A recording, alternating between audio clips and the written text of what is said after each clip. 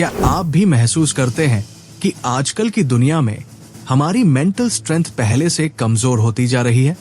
थोड़ा सा काम बढ़ा तो हम चिढ़ने लगते हैं, स्ट्रेस महसूस करने लगते हैं। कोई हमें थोड़ा भी टोक दे या कुछ गलत बोल दे तो हमारा पूरा दिन खराब हो जाता है। सोशल मीडिया पर किसी ने थोड़ा हर्ष कमेंट कर दिया या किसी ने हमारी गलती निकाल दी तो हम इंस्टेंटली खुद पर डाउट करने लगते हैं। ऐसा क्यों हो रहा है? क्योंकि हमारी जनरेशन को ये तो बताया गया कि स्ट्रांग बनो, मेंटली टफ बनो, लेकिन ये कोई नहीं बताता कि कैसे। मेंटल टफनेस अब केवल आर्मी वालों या एथलीट्स की चीज नहीं रही। आज के दौर में हर इंसान को इसकी जरूरत है।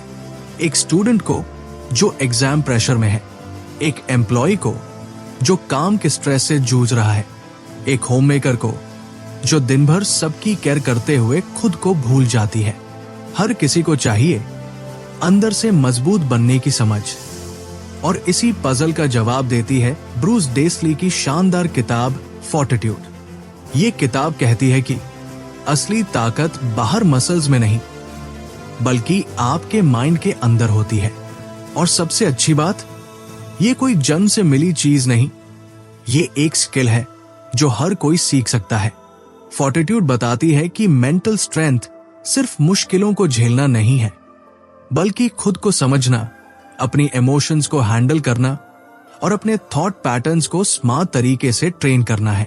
तो चलिए इस किताब को समझते हैं आसान भाषा में, चैप्टर्स के हिसाब से, डे टू डे एग्जाम्पल्स और एक्शनेबल एडवाइस के साथ, ताकि आप भी अपनी लाइफ में असली फोर्टिट्यूड यानी ताकत का अनुभव कर सके। अगर चाहे तो मैं अगले चैप्टर्स को भी इसी तरह विस्तार से तैयार कर सकता हूं। चैप्टर 1, ताकत का मतलब बदल चुका है। Strength doesn't mean shouting the loudest, it means standing calmly in the storm. आज की दुनिया में बहुत सारे लोग अभी भी सोचते हैं कि ताकत का मतलब है गुस्से से बोलना, सामने वाले को चुप करवा देना या फिर अपनी बात हर हाल में मनवा लेना। लेकिन सच्चाई ये है कि असली ताकत अब ये सब नहीं रही। पहले के जमाने में माना जाता था कि जो रोता नहीं, जो दुख नहीं दिखाता, जो दूसरों से हारता नहीं, वही स्ट्रांग होता है। लेकिन फोर्टिट्यूड किताब हमें बताती है कि इमोशंस छुपाना ताकत नहीं है, बल्कि उन्हें समझना और संभालना असली ताकत है। आज की फास्ट पेस्ड और डिजिटली कनेक्टेड दुनिया में वो लोग सच में स्ट्रांग हैं जो दूसरों की फीलिंग्स को समझते हैं, खुद की नेगेटिविटी को संभाल पाते हैं और मुश्किल हालातों में भी अपना बैलेंस नहीं खोते। एग्जाम्पल, सोचिए ऑफिस में या घर पर कोई आपको गुस्से में कुछ कह दे। बहुत से लोग रिएक्ट करते हैं, चिल्ला देते हैं, बहस शुरू कर देते हैं। लेकिन अगर आप उस सिचुएशन में शांत रहते हैं, सुनते हैं और बिना लड़ाई किए बात को संभाल लेते हैं, तो यही है आज के समय की असली ताकत। शांत रहना मतलब कमजोरी नहीं, ये आपकी इमोशनल मैच्योरिटी का सिंबल है।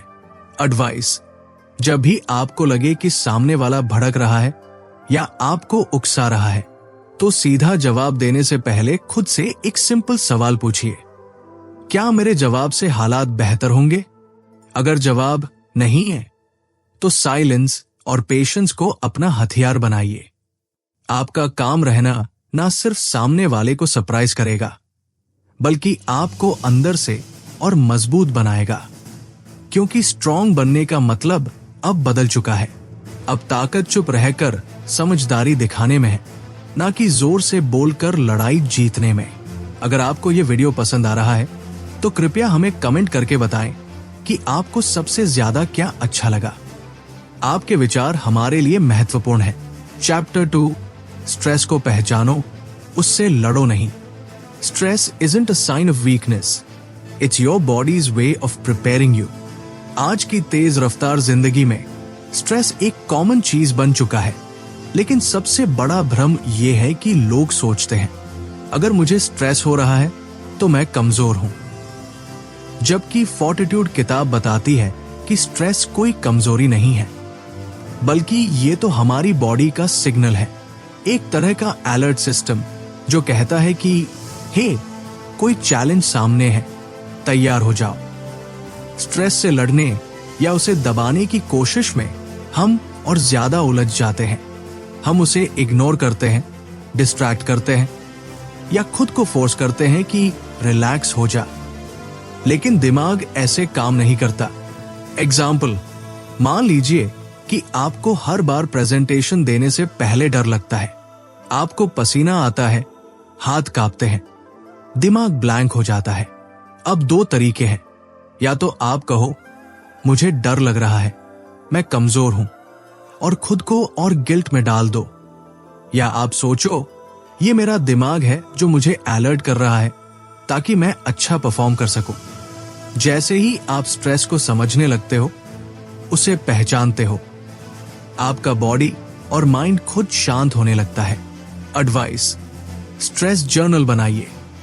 एक डायरी या डिजिटल नोट में लिखिए कि हर दिन आपको कब कब स्ट्रेस हुआ, किस बात से, क्या सोच थी उस समय।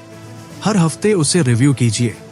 आप देखेंगे कि कुछ पैटर्न्स बार बार रिपीट हो रहे हैं, जैसे लोगों के सामने बोलना या टाइम पर काम खत्म ना होना।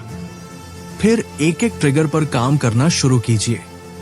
मान लीजिए अगर पब्लिक स्पीकिंग से डर लगता है तो अकेले प्रैक्टिस करें, मिरर के सामने बोले या 2 से 3 लोगों के बीच रिहर्सल करें।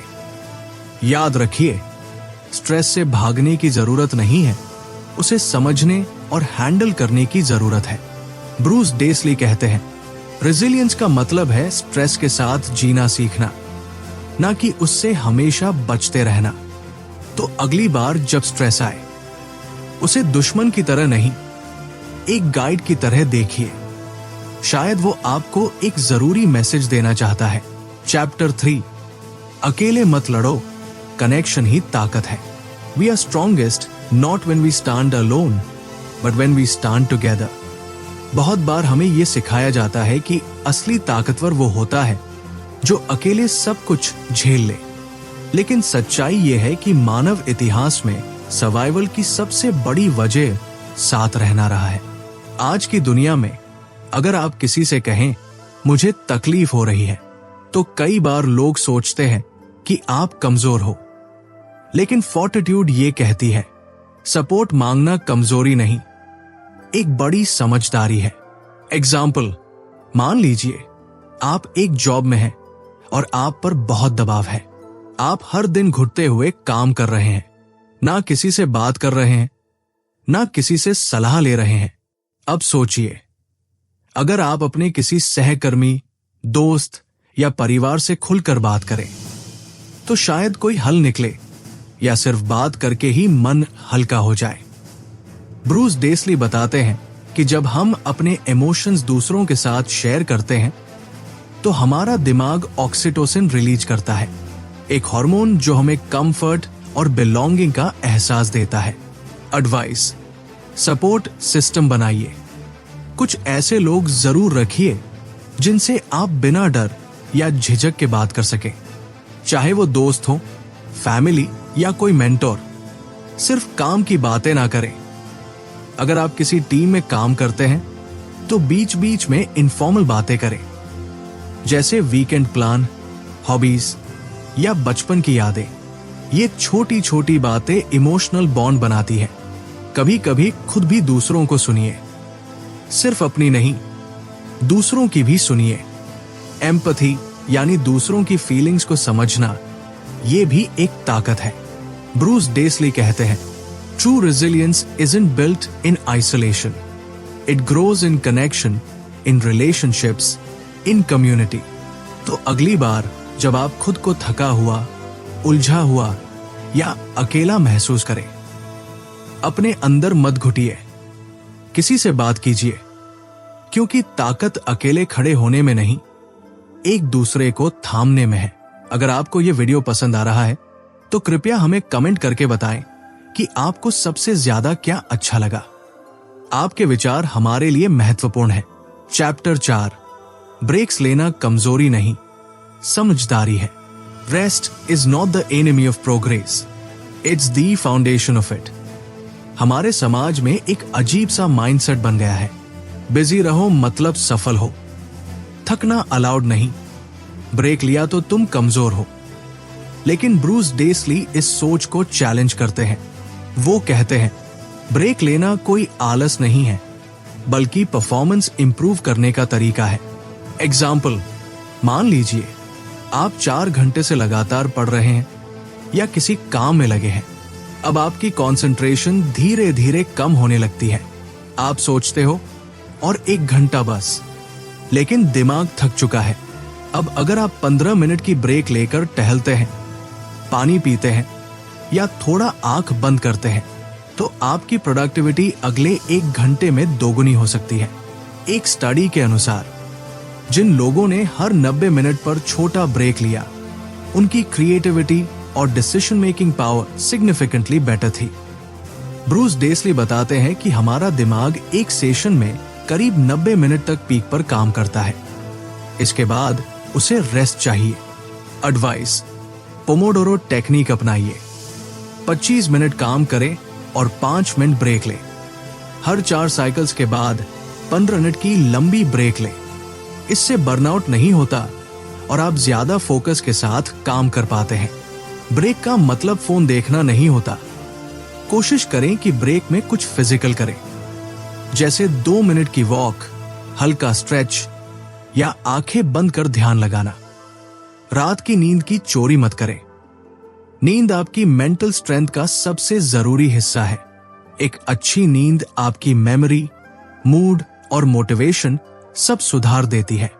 ब्रूस डेसली कहते हैं, we grow stronger not when we push ourselves endlessly, but when we rest wisely.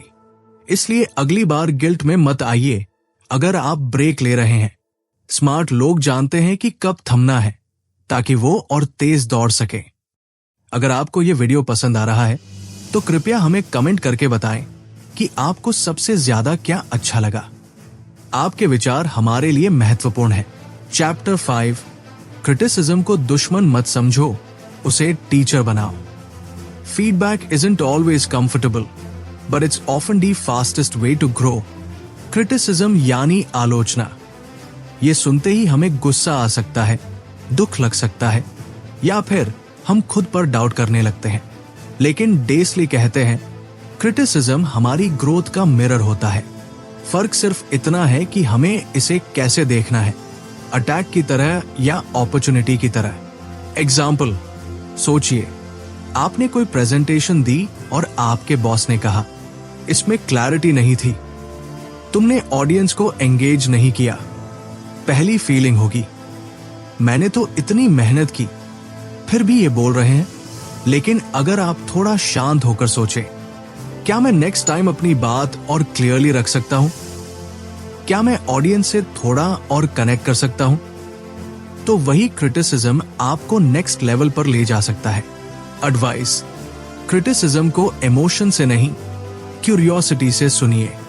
जब कोई कुछ कहे तो सबसे पहले डीप ब्रेथ लीजिए, फिर खुद से पूछिए, इसमें मेरी इंप्रूवमेंट का क्या पॉइंट है? क्रिटिसिज्म और इंसल्ट में फर्क समझिए। हेल्पफुल फीडबैक आपके काम पर होती है, आपकी पर्सनैलिटी पर नहीं। अगर कोई सिर्फ हर्ट करने के लिए बोले, इग्नोर कर दीजिए। हर बार रिएक्ट मत करिए। रिस्पॉन्स देने से पहले सोचिए, क्या बोलना जरूरी है? साइलेंस और मैच्योरिटी आपको ज्यादा पावरफुल बनाती है। डेसली की एक पावरफुल बात, स्ट्रॉन्ग लोग वो नहीं होते जो हर बार सही होते हैं। स्ट्रॉन्ग लोग वो होते हैं जो हर बार कुछ नया सीखते हैं, चाहे वो अनकंफर्टेबल क्यों न हो। लाइफ एप्लीकेशन, अगली बार जब कोई आपको कुछ कहे जो कड़वा लगे, तो सीधा डिफेंसिव मत होइए। इंस्टेड पेन उठाइए और पूछिए, what can I learn from this? याद रखिए, क्रिटिसिज्म आपकी ताकत को कम नहीं करता, वो आपको एक नई डायरेक्शन दिखाता है। चैप्टर 6, अकेलापन तोड़ो, कनेक्शन बनाओ, वहीं से आती है असली ताकत। Connection is not a luxury, it's a strength. हम सोचते हैं कि अकेले रहकर स्ट्रॉन्ग बना जा सकता है, लेकिन असल में मानव की सबसे बड़ी ताकत है उसका जुड़ाव, यानी कनेक्शंस। डेसली बताते हैं कि हम चाहे जितने कॉन्फिडेंट हो, अगर हमारे पास कोई ऐसा नहीं है जिससे हम दिल की बात कह सके, तो हमारी इनर स्ट्रेंथ धीरे धीरे कम होती जाती है। एग्जाम्पल, मान लीजिए आप नौकरी में स्ट्रेस में हैं, टारगेट्स पूरे नहीं हो रहे, बॉस ताने मार रहा है। अब आप या तो अकेले बैठकर सब कुछ अंदर दबा सकते हैं, या फिर किसी दोस्त से बात करके अपने मन का बोझ हल्का कर सकते हैं। दूसरा ऑप्शन आपको मेंटली स्ट्रांग बनाएगा, क्योंकि इमोशंस को शेयर करना कमजोरी नहीं, समझदारी है। एडवाइस, हफ्ते में एक बार किसी करीबी से दिल से बात करें, चाहे वो दोस्त हो, भाई बहन या परिवार का कोई सदस्य। ओपन होकर बात करने से स्ट्रेस रिलीज होता है। वर्क प्लेस में भी कनेक्शन बनाएं। कॉफी ब्रेक में किसी कोलीग से बात करना सिर्फ टाइम पास नहीं, वो आपकी इमोशनल इम्यूनिटी है। सोशल मीडिया की जगह रील बातचीत को तरजीह दें। चैट से कनेक्शन नहीं बनता, फेस टू फेस या वॉइस में इमोशंस निकलते हैं। कम्युनिटी का हिस्सा बने, कोई लोकल ग्रुप, सपोर्ट सर्कल या क्लब ज्वाइन करें। शेयर्ड पर्पस और बिलोंगिंग मेंटल टफनेस को बढ़ाते हैं।